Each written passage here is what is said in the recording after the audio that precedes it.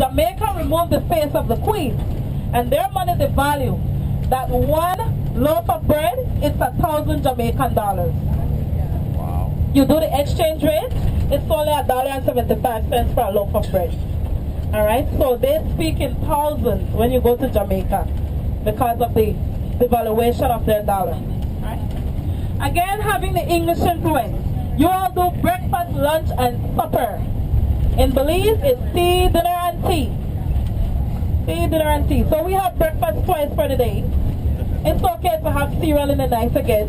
Or you have toast. Alright? So whatever we do in the morning time, we can have that again at night. Our biggest meal is at 12 o'clock. So you will be given a Belizean dinner at 12 o'clock. Now we need you all to start thinking about what you would like to have. You have 3 choices of what type of meat you would like. You can have chicken, or you can have bamboo chicken. You know what is bamboo chicken? Or the royal rat. So those are your choices. Royal rat. And there's one rule, no vegetarians today. Can you make it grill? Yeah. We'll grill it however you want. Let's get what is bamboo chicken. Now, bamboo chicken have a long tail and 4 legs. No, monkeys are protected. If it roasted, you can have it stew, you can have it baked. Iguana! I heard it in the back. Yes. Iguanas are called bamboo chicken. They don't taste like chicken though. What does it taste like? Like iguana. They don't taste like chicken. I don't think they taste like chicken. It's very chewy. Okay. So what are you gonna feed us? What are you gonna feed us? What do you want? Bamboo chicken or royal rat? You want to know what's a royal rat? Yeah. It is a rat. Oh God. We're gonna starve. Remember, we are here to have an unbelievable experience. I want that kind of food. Let me tell you what is a royal rat. Have you heard of a capybara? Guinea pig? No. I don't know if it's a guinea pig, but it's a bush rabbit. It's in the rodent family. Kind of look like a huge guinea pig. Brown in color with white spots. No. It only eats leaves. It's healthy to eat, and it tastes like beef. I love that one. No. Why we call it royal rat? Well, it's a part of the rodent family. And when Queen Elizabeth came to visit in 1985, you know, we get royal visits every 10 years. So Prince Harry was here in 2011. So we gave him the royal rat too. We gave him rum, and he started dancing in the middle of the road. Boy, he can dance. Anyway, so when the Queen came, she said, "Give me something native from your country. Please don't tell me what I'm eating until I am done eating it." So when she was done, she called for the cook, and the cook explained, "What we gave to you, give not, but the scientific name is paca, part of the rodent family, eat leaves, blah, blah, blah." So the Queen was okay when she heard she had a rat that eat leaves. But we still had a problem because the tabloids wanted to do a story of what the Queen did in Belize. Now because they could not find a picture of a paca, they took a picture of a huge city mouse, placed it on the tabloids and said in Belize the Queen ate rat. So we say royal rat. So if you try that one, it tastes like beef. You won't be able to tell the difference. So what is it? Bamboo chicken or royal rat? I'll do bamboo chicken. You take the bamboo chicken? Alright. So we'll wait and see where we get there, okay? So you all can start thinking about that.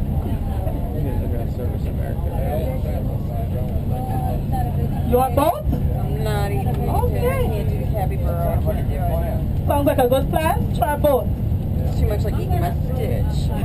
Baby. Okay, everyone.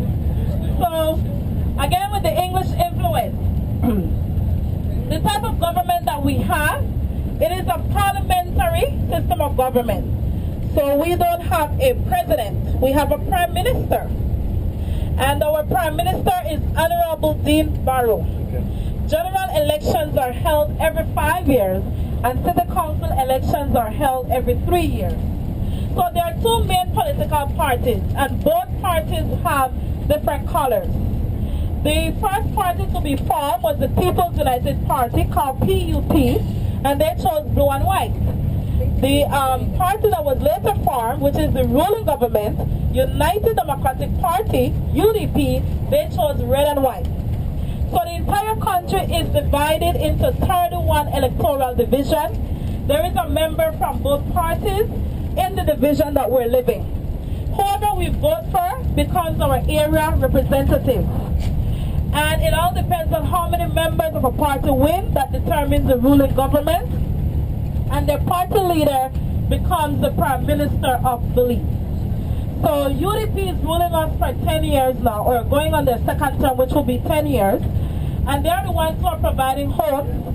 When it comes to health care, we have one of the best healthcare systems in Central America. Polyclinics are in every district, towns, and villages, and they are free of cost. So any minor illness, you go to the polyclinic, you are attended for free. You can walk away with free medication like Benadryl, Tylenol, and so forth. Now, the government referral hospital will be for emergency only, and we pay 50% of whatever medical bills we accumulate. In Belize, medical insurance is not needed. All we need is a social security card. We can see the doctor. We don't need prescription to go to the pharmacy. Just go to the pharmacy and get whatever it is that you want. No prescription needed.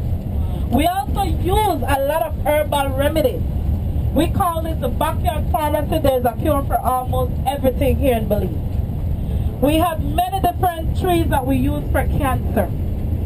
We have, there's a tree. We take the leaves of it. As a female, you pee on it. And if it turns yellow and wither, you're pregnant. So it's a pregnancy test. There's another tree, we take the bark and we boil it and drink it. And that's by taking a pill a day. No babies. Yes. And there's so much I can share with you all, but you all don't have it back home. But there are things that you do have back home that you can use. Marijuana is a good source of medicine. It is good for asthma. Boil it and have the kid drink it. It removes the cold from the chest. The kid won't have any asthma. I gave it to my little boy at 2 years old. He's now 11 and no asthma. It's very good. It's also good for arthritis. Soak the marijuana in rubbing alcohol, and whenever the person have all that cramp and pain and their arms won't move, rub the hands with it and it releases the fingers. Eventually, years to go, it gets rid of the arthritis.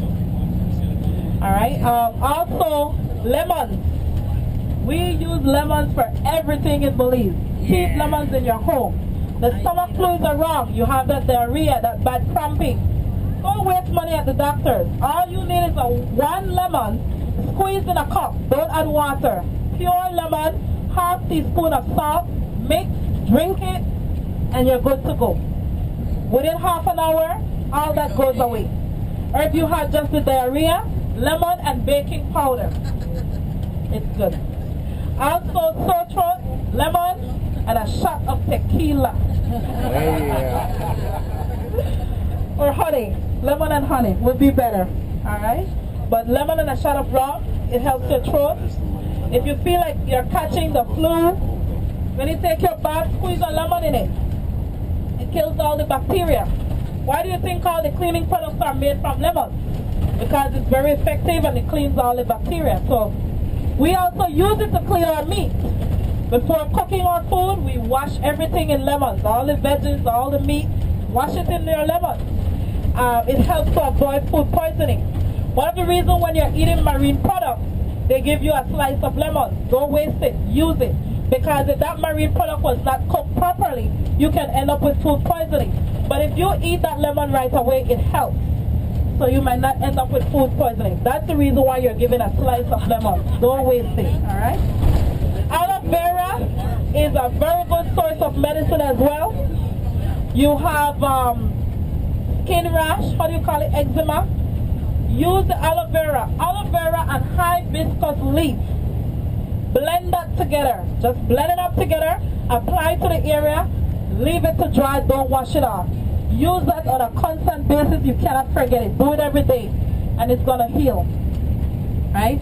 You know, from the underneath of our skin, the feet tends to get hard and dried up. We use aloe vera and hibiscus leaf. Apply it to your feet every day, and you'll see better results. Right? Even for your hair, it's good for your hair. It strengthens the roots of your hair. It takes away dandruff. So we use these things a lot around Belize. A lot of herbal stuff that we use. And as I mentioned, there's so much more. We have things for the cleaning of our stomach. You will buy perch, like in pill farm. We have trees and bark that we boil and we drink. Alright? As a female, we drink a lot of stuff to avoid cervical cancer. We have a thing that we call 9 Spanish medicine. It's a combination of different bark and leaves that is boiled together, and we drink at least once a year to cleanse our womb, and that avoids cervical cancer and stuff like that. Alright? Many of the stuff that we use are being put together as in, you know, medicine farm, but if you use the natural stuff, it's better effective. So they're all over the country. We actually have herbalists in our supermarket that we go to, and we can collect these stuff. You have them in your yard as well. Collect it, use it in our home. Alright, so a lot of herbal stuff that we use. And there's a tree called soursop. It's a fruit, very delicious fruit. The leaves of the soursop, we soak it in water, and the person drink it who is affected by cancer. We're not saying that it's curing the cancer, but we've seen where they have less pain. So definitely it's working. So I've learned that scientists are in Central America collecting the leaves. They say that the antioxidant is it's in the leaves. So they're hoping to make a cure from it. But I just believe the natural stuff would be better effective rather than adding all that drugs to it and just make it more expensive and harder to get. So I guess we are blessed to have all these natural resources. So the government provides homes, healthcare, and education. That is our top priority. I think, yeah, this is a school coming off to the left-hand side. And if you have noticed where you've seen our schools, where you see a school, you see a church. So we have a church-state education system. Schools are administered by churches. Whatever churches come to the country to introduce their religion to us, then the government offers the land free of cost. So dominant religion is Catholic, but we have Jehovah's Witnesses, the Baptists, Latter-day Saints, you name it, and most of these different churches have their schools along with it. So it doesn't mean in order for us to attend a Catholic school, you must belong to the Catholic faith. We can go to whatever school we choose to go to. Now, education in Belize, it's not a privilege, it's mandatory. Our children must be in school between ages 4 to 16 years. If our kids are not in school, we are given a warning. We can be fined, we can be confined, 6 months imprisonment. It is also mandatory for all schools to wear uniforms. It is much cheaper. It also helps to eliminate competition among the kids, and we use it as a form of identification. There is a strict dress code. I mentioned you saw the girls in the white sock, black footwear. Their dresses were 2 inches below the knee. They had simple hairdo, no makeup, limited jewelry, no fingernails. The boys, their shirts were placed in their pants, long pants only, black footwear, black belt, no sagging, no long hair, no tattoos. This is the dress code in our school. And we start from preschool all the way to high school. That would be our dress code. Now we use the uniforms. Of course, it's much cheaper. Also, it eliminates competition. So we're not competing on who got a new Jordan or a new van. We don't have this competition in school. And also, If a child is being lost or kidnapped or they're playing hooky, you see the uniform, you can also help. So the uniform serve a very good purpose for us. Now we have a disciplinary system as well.